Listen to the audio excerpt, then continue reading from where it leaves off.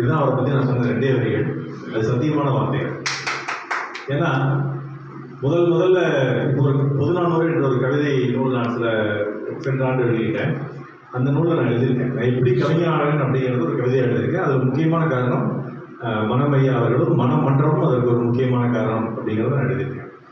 அந்த மாதிரி தமிழ் மேல் ஆர்வம் உள்ள தமிழ் படிக்காத பலருக்கு தமிழை கற்றுக் கொடுத்தவர் மனமையா.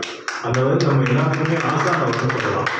பல பேர் சொன்னீங்க மனமையா பார்த்ததில்லை அப்படின்லாம். மனமையோட நெருங்கி பழகினவர்கள் நானும் இருக்கேன்.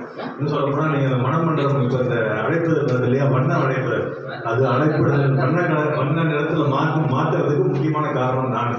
அது சொன்னால் கொஞ்சம் காமெடியாக கூட இருக்கும்.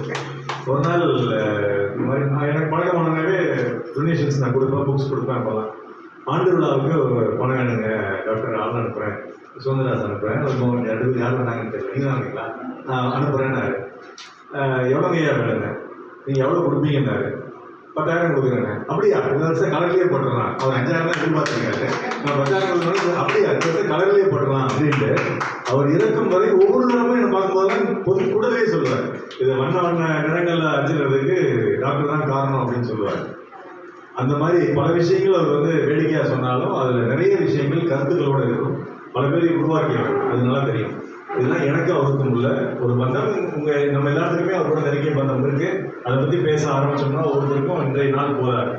அடுத்தது மனம் மன்ற அறக்கட்டளை உருவாக்கிய சகோதரி உமையாள் அவர்கள். இந்த மனம் மன்ற அறக்கட்டளை ஏன் இப்பொழுது உருவாக்கப்பட்டிருக்கிறது அப்படிங்கிற கேள்வி சில பேருக்கு இருக்கலாம். கீதா முகூர்த்தம்னு கேள்விப்பட்டிருக்கீங்களா? பகவத்கீதை புக்கு பல பேருக்கு வீட்டில் இருக்கு. யார் வீட்டில் இருக்கு பகவத்கீதை? இதில் எத்தனை பேர் அந்த புக்கை படிச்சிருக்கீங்க? நிறைய பேர் படிச்சிருக்கீங்க, சில பேர் படிக்காமல் இருப்பீங்க. அது படிக்கிறதுக்குன்னு ஒரு முகூர்த்தம் வரணும். அந்த முகூர்த்தம் வந்தால் தான் அந்த புத்தகமே படிக்க முடியும். அதுக்கு பேர் தான் கீதா முகூர்த்தம் வருது. அந்த மாதிரி மனம் மன்ற அறக்கட்டளை துவங்கிறதுக்கு உங்கள் சகோதரி உண்மையாளருடைய பிறந்தநாள் அன்னைக்கு அது துவங்கணும் என்று ஒரு முகூர்த்தம் வந்திருக்குது. அதனால இந்த துவங்கப்பட்டது. அவ்வளோதான் காரணம், வேற ஒன்றும் காரணம் கிடையாது. இந்த அறக்கட்டளை எப்படி எடுத்து எதிர்காலத்து கனவுகள்லாம் சொன்னாங்க. இது கூட்டம்லாம் கூட எப்படி தலைப்பெல்லாம் வச்சுக்கலாம்னு கூட சொன்னாங்க. அதை பற்றி இந்த அறக்கட்டளை உறுப்பினர்கள் வந்து அரங்காவலர்கள் வந்து விவாதித்து ஒரு முடிவு எடுப்பாங்கன்னா பல விஷயங்கள் இதை வந்து சிந்திக்க வேண்டியது இருக்கு. அதிலே சிந்தித்து எப்பொழுது இருந்து கூட்டம் நடத்தணும், எப்படி கூட்டம் நடத்தணும் எல்லாமே